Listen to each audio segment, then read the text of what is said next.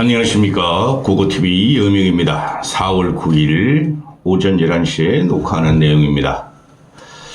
최악의 총선 선거운동이 끝나가죠. 보지 못했던 기괴한 선거운동이고 얍삽하고 천박한 것들의 천지였습니다. 국민들은 거기에 마음을 정했고 내일 당일 투표에 움직일 마음이 흔들고 결정할 사람 국민들이 3, 4% 정도 될 겁니다. 거의 판세는 민주당으로 굳어졌고 이재명 민주당과 조국의 완성으로 굳어졌는데요. 제가 오늘 새벽에 영상 하나 올렸죠. 국민의힘의 총선 예상 획득수를 보면은 약 120석 전후가 될 것이다 했죠. 고고TV가 틀릴 수도 있는데 아마 그렇게 되지 않을까 하고 생각합니다. 그것은 120석 전후를 얻으면은 국힘은 완패의 구도입니다. 완패입니다. 그걸 갖다가 잘 방어했다. 저번에 총선을 무소속까지 합해서 103석, 8석, 112석인가 얻었는데 그럼 몇 석 더 얻었다. 그렇지 않습니다. 완패입니다. 내일 총선 개표 투세 방송이 한 오후 5시나 6시나 7시쯤 하겠죠. 근데 그것도 끝까지 가봐야 합니다. 밤 12시 정도 돼야지 결론이 날 겁니다. 지금 밀밑에서 움직이는 거는 민주당과 조국의 200석, 개헌설 200석을 요구하고 또 이재명이라는 생양아치가 과반 151석을 얻겠다고 장담을 하고 있죠. 끝까지 가봐야 됩니다. 며칠 전부터 보수가 결집해서 또 중도층이 어디로 몇 프로라도 어디로 소행할지 모릅니다. 2030도 그렇고 근본적으로 윤석열 정권과 한동훈은 문제가 있다는 것에 대해서 정권 심판을 들어가고 또 그렇다고 이재명이 문제가 없는 놈이 아니라는 거죠. 누가 더 나쁘냐의 문제인데 똑같은 놈들입니다. 그래서 내년 투표가 끝나자마자 총선 예상 획득수를 갖다가 투표 방송을 할 텐데요. 그거는 끝까지 12시쯤까지 가봐야 될 것 같고 이번 영상은 총선의 결과가 국힘의 기준으로 120석 전후로 가면은 윤석열도 없고 한동훈도 없다는 겁니다. 윤석열과 한동훈은 없다. 그리고 이재명이가 과반을 획득한다 그래도 이재명도 없다는 겁니다. 왜 그러냐 하면은 정권 심판론이고 그리고 좀 유화적으로 말을 하면은 중간평가죠.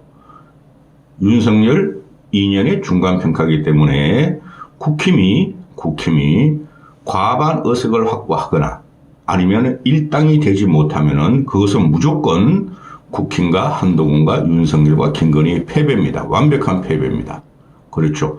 2년 동안 나라를 잘 다스리고 또 국민에게 신망을 받고 그러기 위해서 2년 동안 윤석열은 무슨 짓은 했었죠.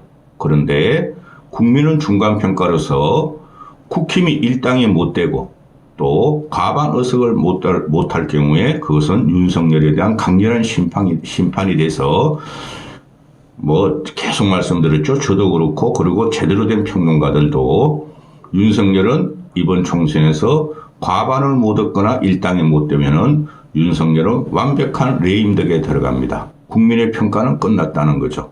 남은 기간 3년이다? 3년은 상관없어요. 국회 임기가 4년이니까 상관없고 또 한동훈이 같은 경우도 과반을 못 얻거나 일당이 못 되면 민주당을 못 이기면은 그죠?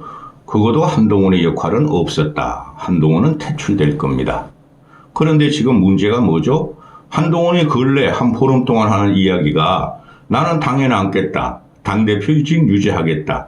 그리고 어제 인터뷰를 한 걸 보면은 나는 공공선을 위해서 정치를 하려고 들어왔기 때문에 나는 정치권에서 물러나지 않을 것이다. 그러죠.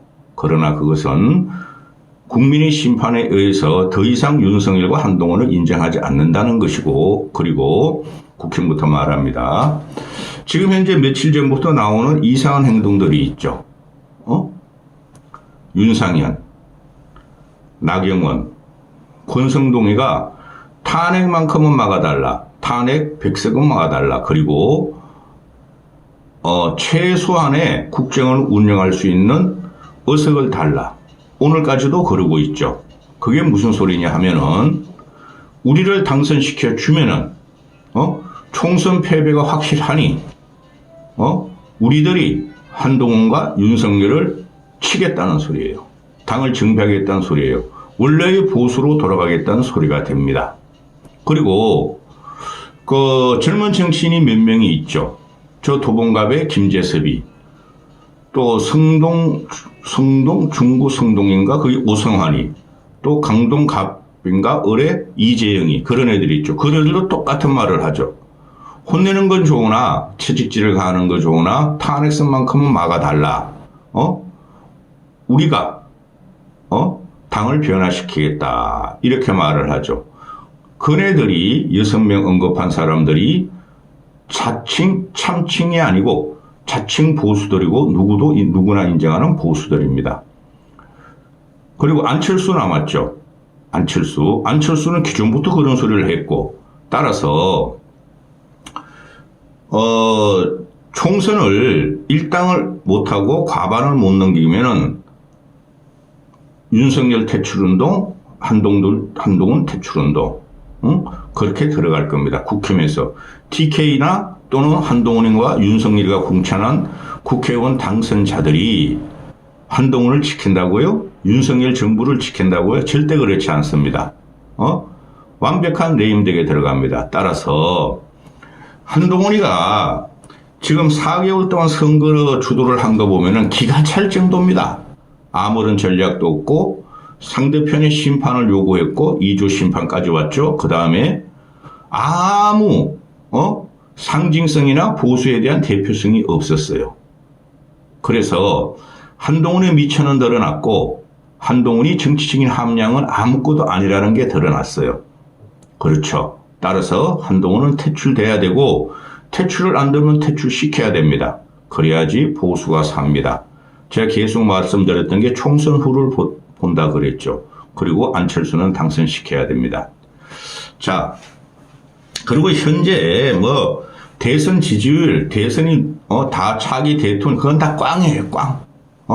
제가 3명을 언급했죠. 하나는 오세훈이요, 하나는 안철수요, 하나는 유승민이다. 근데 유승민 같은 경우는 참 아깝죠.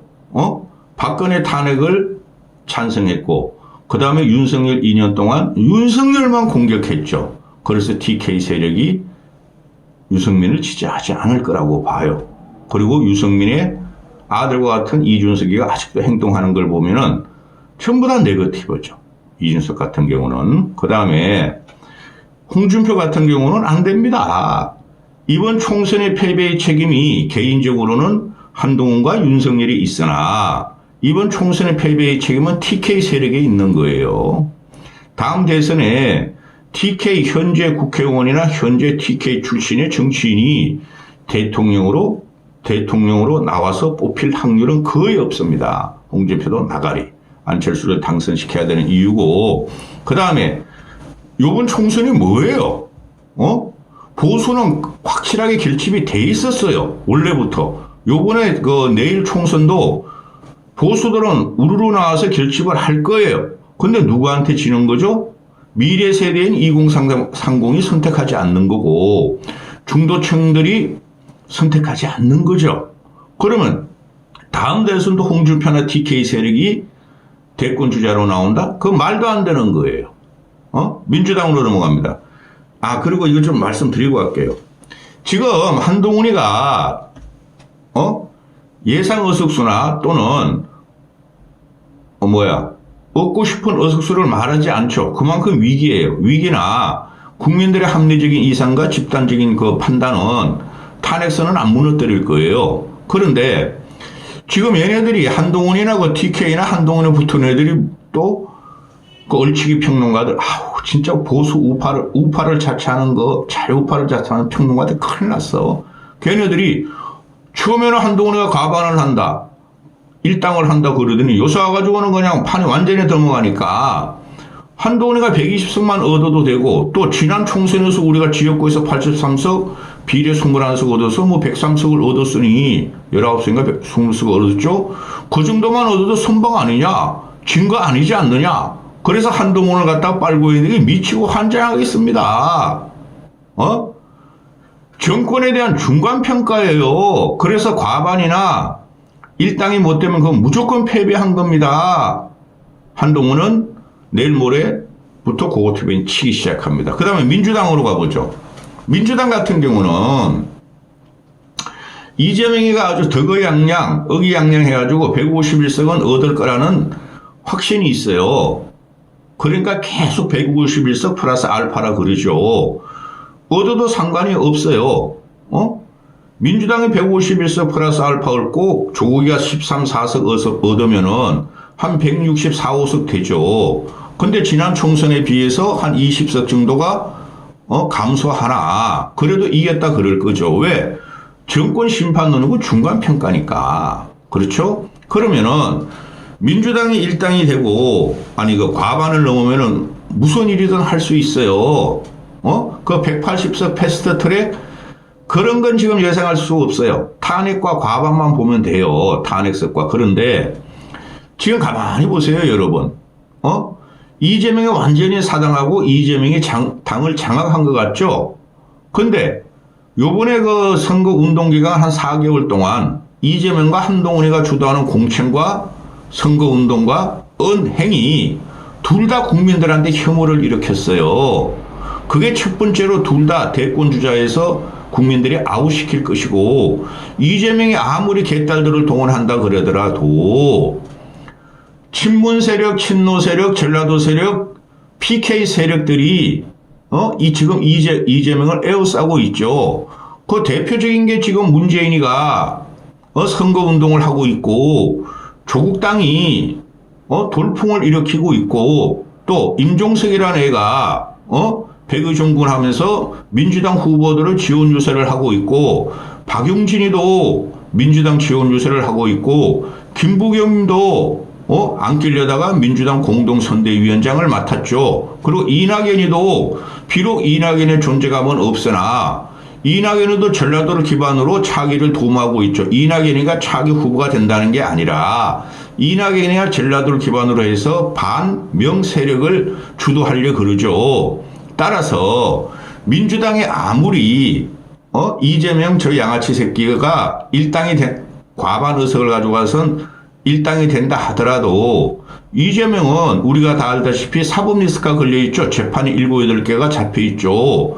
거기서 하나라도 걸리면 날아가는 거고, 이재명은 이제 그거 안 걸리려고 그러겠죠. 그런데 3년 후까지 그걸 견딜 수 있을까요? 윤석열 같은 경우는 내가 진 게 이재명 지켰기 때문이야. 끝까지 잡으려고 그러겠죠. 나의 마지막 남은 임무는 이재명 잡는 거야. 그런데 윤석열이 잡든 안 잡든 이재명의 체질은 그 천잡하고 천박한 행동이 반드시 하나는 걸리게 돼 있고, 그런데 이재명을 에워싼 게 총선이 끝나면은 내가 이제 일당을 장악했고 사당화를 시켰고 모든 민주 진영, 진보 진영의 그 국민들이 자기를 따를 것이라는 그 큰 오산이에요. 그들이 지금 민주당을 갖다 완성으로 주는 것은 이재명이가 좋아서 주는 게 아니고 윤석열과 한동훈이 혐오스러워서 주는 거예요. 더 혐오스럽다는 거고 더 공정과 상식이 없다는 거죠. 총선이 끝나면 다시 국민들은 이재명 우파가 아니고 자유우파가 아니고 다시 국민들은 이재명의 공정과 상식을 들여다보게 될 것이고, 말씀드렸다시피 전라도 기반도 없어요. 또 PK 기반도 없어요. 여러분들은 대선 때 전라도와 TK가 좌우하느냐? 아니에요. 대선 가보면은 대부분이 PK가 누가 많이 가지고 가느냐, 수도권이 누가 많이 가지고 가느냐 하는데, 수도권에서 말입니다. 이재명의 세력은 별로 없어요. 윤석열 세력이었단 뿐이죠. 국민들이. 따라서 전라도도 터전이 없어요. 이재명과 PK하고 무슨 상관이 있어요?